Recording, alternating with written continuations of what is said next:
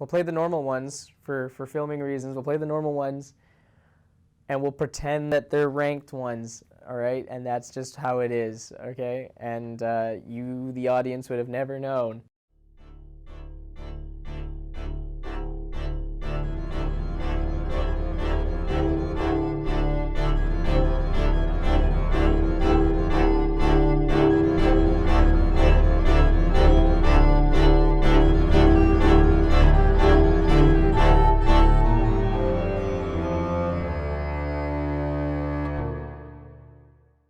I just need to do this for 2 more days. Stick with it, stick with it, stick with it. It'll be okay. And then I got to school and I died. He was practically a walking zombie. We're used to actually being organized and finishing the assignments on time. Nathan was so dead that some of us just took over his spot and said, you know what, let us do it. You're too tired. Esports took such a precedence in my life, which I'm never used to. I'm always used to letting my classes or let my school take, first priority in my life, and to let that slide into like a number 2 position was just unbelievably ridiculous for me. And I think that's why I just couldn't handle it. So on Thursday, I went to class and I worked with the group that I had, and we shot things, we edited things, we put things together, and it was such a good break for me. It was such a good time to escape gaming, because my classmates could see it was kind of slowly killing me. My profs could see that it was kind of taking a toll on me, and look at the wonderful facial hair that's come from it. So it's definitely been it was a stressful thing, and like the only thought I had was, please don't extend this a day, or please don't make me find like another day that I have to film what we may or may not have lost here, because I want as much as possible. And I get home and I log on to Facebook, where our team chat is, so I can coordinate when people log on. And 2 members of our team do start kind of arguing really intensely. For some reason, Ryan decided to be a complete asshole about the project and basically calling you out and not properly, I guess, practicing. But then the problem is, like, he didn't even actually try to give input when you asked for help on the project, right? Other people decided to go ahead and ask me on day 4 of 5 why they're here and what this project is about, and why are we doing this again? I kind of got frustrated because I was trying to get through to Ryan, but then RJ stepped in for some reason. I heard he only took part in the first day and then didn't really do anything after, right? For me, it just felt like you weren't respecting what I was saying, or you weren't listening to me when I was giving you the instructions as to what was going on. Ryan's trying to prove that he's good, like, in this project, which is, like, I don't really see a point in it. Like, you're just trying to help your friend. Like, this was basically about the whole, like, living the lifestyle of a pro.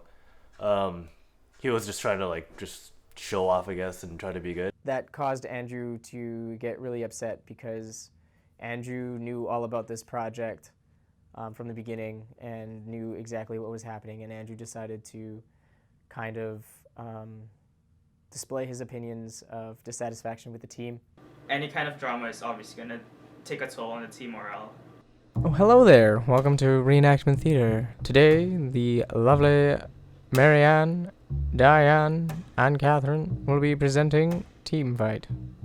Like, why is it that you can talk so much shit, but whenever someone calls you out or you make a mistake, you can be like, oops, whatever? Because honestly, I don't care.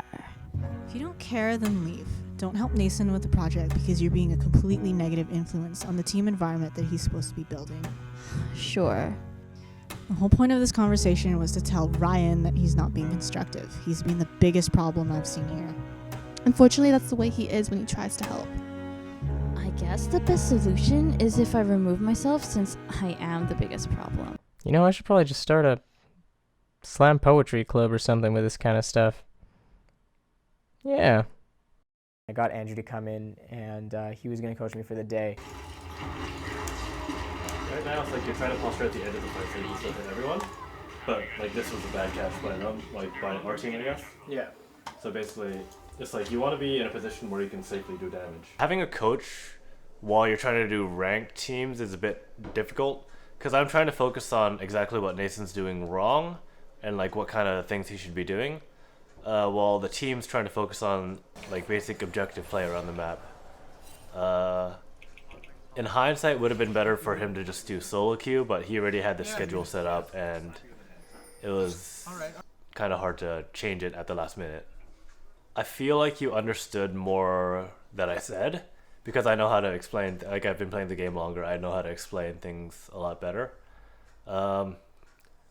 Because, I mean, it's hard to see improvement within like a day or two. Like, minimum you need a month to see some progress. We played 2 games. We lost the first one quite handily. And then the second game, things were starting to get a bit out of hand. Nathan hit the tower, but he... Like, holy crap, man. Throughout the games that we played last night, we clearly felt the tension created by the conflict between those 2 players. Ryan just started just getting really toxic, trying to tell Nathan what to do and all that kind of stuff. Yeah, that toxicity is a lot harder to learn in. Like, that environment's a lot harder to learn in. My mic cut out. My mic cut out. And it's one thing, like it's one thing if my mic cuts out and I don't respond for a couple minutes, and then you're like, Mason, what the heck? It's another thing that my mic cuts out, and then in less than 20 seconds, I get messages of, Nathan, I will kill you. Nathan, what the fuck? Oh, he's resorted to the spam ping.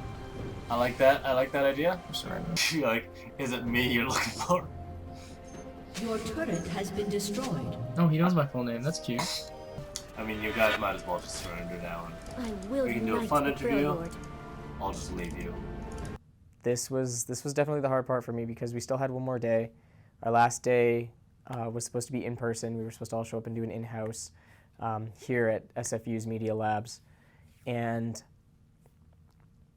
it just got to the point where I have to realize that this is not a competitive environment anymore. This is not an esports environment. I told you to pull the plug a day early just because it's like, if you were going to go through with your plan on playing all in one house, I feel like that would have probably led to like more yelling, like face-to-face yelling. Yeah. It just disappoints me that I think I had people there who didn't value what I was trying to do and didn't quite understand what the outcome of this project was. You weren't looking to get better. Like, that wasn't the main goal. That was like a secondary goal for you. Like, your whole point of this project was like you wanted to see if you can go to school and still live the life of a professional player kind of thing, right? From an esports perspective, I have no idea how they do it. I really don't. And I have nothing but utmost respect for the guys who are able to wake up and do this schedule every day. They are the real deal. And at the same time, when Andrew was coaching me, you could really see there's a skill set here. You have to have kind of like a vision for it. People always talk about in other sports, you know, he's got really good football sense, or he's got really good hockey sense. You have to have really good league sense to be able to play this game, to be able to predict where your enemies may be, predict times where you might get into trouble, you might get caught by the enemy team, or you might be out of place in that split second. And at the same time, you have to be able to predict when they might overstep their boundaries and they may get caught. Is it athletic? Go throw that into the debate boards all you want, but does it take skill? And absolutely, this game takes a lot of skill. Hey guys, I just wanted to thank you so much for tuning in to the League of Losers special. We had so much fun here creating it and providing it for you. And if anything, I think I'd like to do more specials like this, hopefully with happier endings and friendship and yay! Big thanks to the camera people throughout the day, people like Catherine Cruz, Emily Liu, Adam Janis, and Shubgol, who really took the time out of their day to come and help us when I couldn't hit record on the camera, help out with that. They pitched in, they did what they could, and really helped out. I want to thank the cast of Gasp Channel. Some of them played in this series, some of them helped with the animation, some of them just provided really much needed moral support throughout the week, and they loved the finished product that came out of it, and that is so gratifying to hear. Lastly, I want to thank all the players who pitched in for us. They're all in the gobbledygoo down there, listed day by day, so if you ever want to know about those guys, they are down there and they have been supremely thanked. But above all, I want to thank Patrick Ibasco, who helped bring this project together. He was the one who came up with the schedule. He was the one who made sure I followed it. He coached me for the most part of this, and he was the real backbone of this project. So you're MVP, man. That's pretty much all you.